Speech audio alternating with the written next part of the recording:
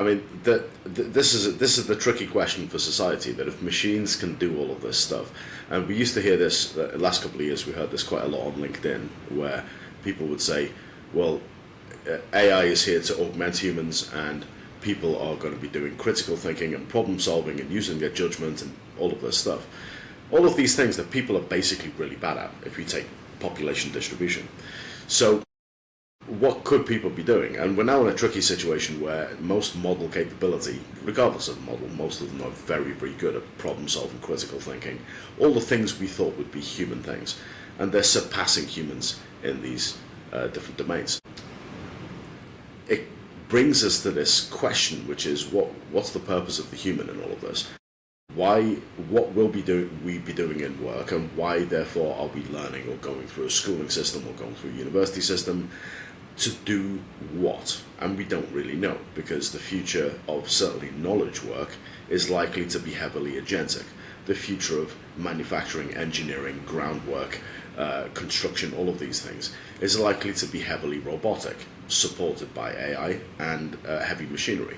So with these things being very likely in the future, we have then the other thing, and there are films about this, like Equilibrium, for example, is a film in this kind of dystopian vein, where we say, well, what do people focus on? And people focus on either following the rules and being emotionally stoic, or they focus on self-actualization, enlightenment, art, music, culture, society, relationships, all of these things which we could focus on. And they're all worthwhile things.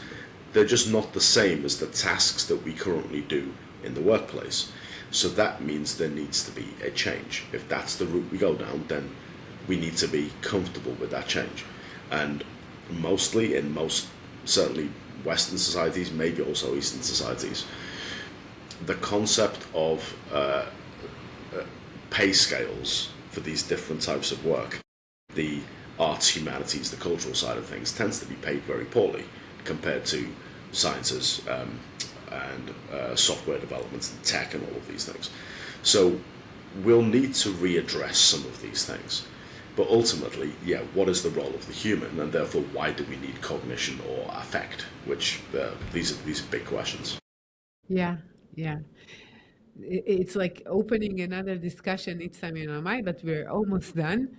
So what would be like the most important thing students and educators need to know about the AI era that we didn't discuss till now? So the two most important things are that there are AI technologies out there which you can use to learn to do.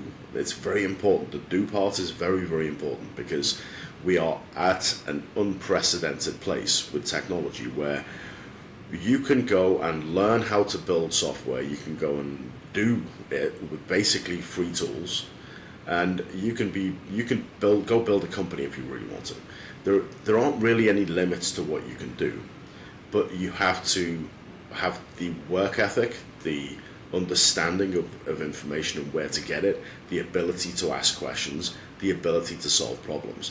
And these things are not things that come easily.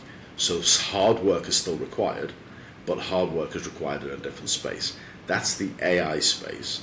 The agentic space is we have a synthetic workforce that can do things for us. What we need as human beings is to figure out what they're going to do. That's a strategic level of thinking, which is slightly different from what I said about the AI space. So I think these are the key messages that universities need to, students and lecturers need to be on board.